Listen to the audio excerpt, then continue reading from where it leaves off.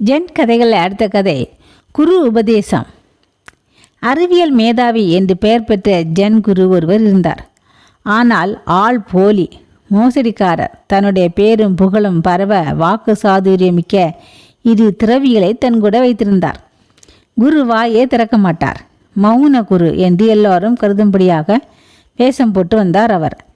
அவருடைய ஜென் மௌன ஜென் என்று சொல்லப்பட்டது. ஒரு நாள் அவர் தனியே இருந்தபோது ஒருவர் அவரை சந்தித்தார். உதவியாளர்கள் இருவரும் அப்போது அங்கே இல்லை. குருவே, புத்தர் என்றால் என்ன என்று கேட்டார் வந்தவர். குருவுக்கு ஒன்றுமே தெரியவில்லை. திருதிருவென்று விழித்தார். உதவிக்கு யாராவது கிடைக்க மாட்டார்களா என்று சுற்றுமுற்றும் பார்த்தார். அதை கவனித்த அந்த மனிதர் மௌன மொழியை புரிந்து கொண்டவர் போல, தர்மம் என்றால் என்ன சுவாமி என்று கேட்டார். குரு என்ன செய்வார்?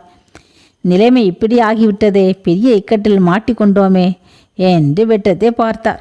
பிறகு தரையை பார்த்தபடி குனிந்தவாறு அமர்ந்து விட்டார். அடுத்ததாக ஒரு கேள்வி பிறந்தது. ஜென் என்றால் என்ன? என்ன செய்வார் குரு? இப்படி வசமாக மாட்டிக்கொண்டோமே என்று கண்களை மூடிக்கொண்டார். கடைசியாக வந்தவர் கேட்டார், ஆசீர்வாதம் என்பது என்ன? எனக்கு ஒன்றுமே தெரியாது என்கிற பாவனையில் இரு கைகளையும் விரித்து காட்டினார் மௌனகுரு.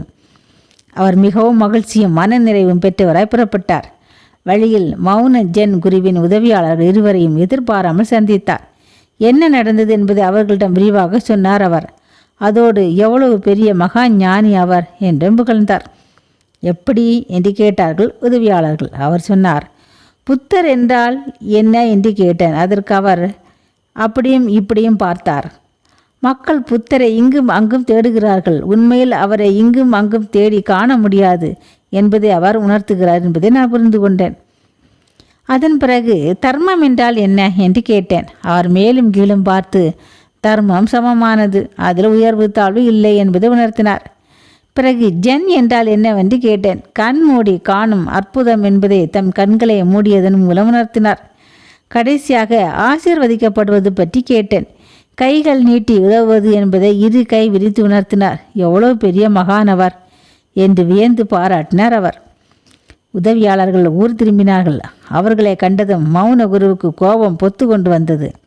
மட்டப்பசங்களை, எங்கே போய் தொலைந்தீர்கள்? நான் ஓர் ஆளிடம் மாட்டிக்கொண்டு ஒன்றும் தெரியாமல் படாது பாடுபட்டு விட்டேன் என்றார். இப்படிதான் மிக அற்பமான பெரிய மனிதர்களின் புற வேடங்களில் மயங்கி அவர்கள் மொழிகளில் பெரிய தத்துவங்கள் இருப்பதாக நாம் கற்பித்துக் கொள்கிறோம். உண்மையில் அந்த தத்துவங்கள் அந்த ஞானிகளுடையவே அல்ல, நம்முடையவே. நம்மை நாம் அடையாளம் கொண்டு கொள்வதில்லை, அவ்வளவுதான்.